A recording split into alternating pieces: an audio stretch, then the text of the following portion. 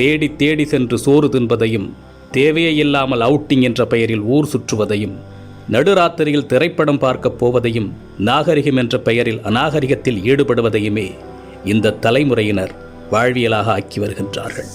உணவு திருவிழா என்று அறிவித்தால் காசையும் கொடுத்துவிட்டு தட்டை ஏந்தி கொண்டு யாசகம் கேட்பது போல் வரிசையில் நிற்கின்றது சமூகம்.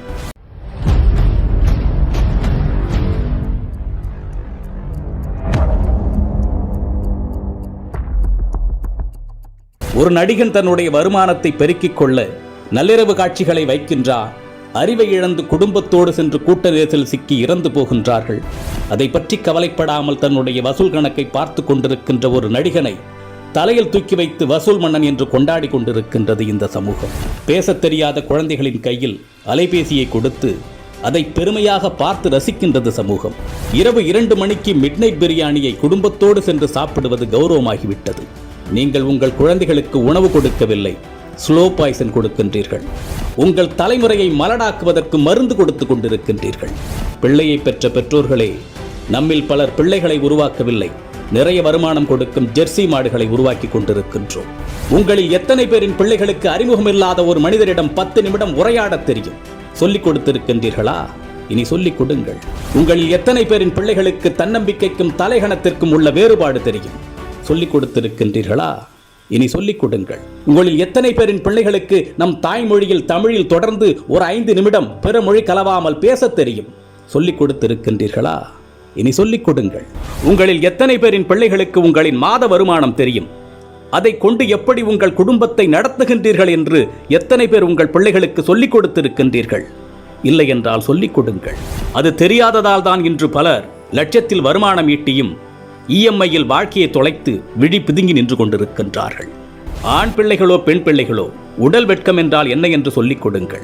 10 வயதில் அணியும் ஆடையது, பருவ வயதில் அணியும் ஆடையது, படுக்கையில் அணியும் ஆடையது, பொதுவெளியில் அணியும் ஆடையது என்று வேறுபாடுகளை சொல்லிக் கொடுங்கள். நம்மில் பல பேரின் பிள்ளைகளுக்கு ஐபோனின் விலை தெரியும், வந்த திரைப்படத்தின் வசூல், வரப்போகும் திரைப்படத்தின் புள்ளி விவரங்கள் எல்லாமே தெரியும். ஆனால் அன்றாடம் நாம் உண்ணக்கூடிய அரிசியின் விலை தெரியுமா? காய்கறிகளின் நிலவரம் தெரியுமா? நம் பிள்ளைகளில் பலருக்கு பில்கேட்ஸை தெரியும், எலான் மஸ்கை தெரியும். ஆனால் நம் மொழிக்காக, இனத்தின் வளர்ச்சிக்காக இன்னுயிர் துறந்த தியாக வரலாறுகளை பற்றி தெரியுமா?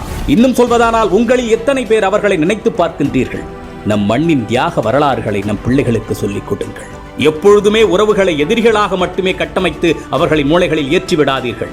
உறவுகளை ஒதுக்கத் தொடங்குங்கள் என்று அவர்களுக்கு நீங்கள் சொல்லிக் கொடுத்து விட்டால், அவர்கள் வளர்ந்து விட்ட பிறகு அவர்கள் ஒதுக்குகின்ற முதலாவது நபர் நீங்களாக தான் இருப்பீர்கள். வாழ்க்கை என்பது வெறும் கேளிக்கையும் வேடிக்கையும் பணம் ஈட்டுவதும் ஆடம்பரமும் மட்டுமல்ல, அது மன நிறைவாக வாழ்வது. அது எப்படி என்று குழந்தைகளுக்கு கற்றுக் கொடுங்கள். இந்த மனித சமுதாயத்திற்கு பெற்றோர்களாகிய நீங்கள் செய்யக்கூடிய மிகப்பெரிய கடமையே உங்கள் பிள்ளைகளை அறம் சார்ந்த பிள்ளைகளாக, அறிவார்ந்த பிள்ளைகளாக உருவாக்குவதுதான். அறிவு என்பது படித்து தெரிந்து கொள்வதல்ல, ஏடுகளில் இருந்து நாம் அறிந்து கொள்வதல்ல. நாம் கற்றுக்கொள்ளுகின்ற அத்தனையும் நமது புத்திக்குள் இறங்கி அது என்னவாக வெளிவருகின்றது என்பதை பொறுத்ததுதான் அறிவு. சிந்திக்க தூண்டுவது அறிவு. தன்னுள் எழும் கேள்விகளுக்கு தானே விடை காண்பதுதான் அறிவு. அப்படிப்பட்ட அறிவை உங்கள் பிள்ளைகளுக்கு வழங்குங்கள்.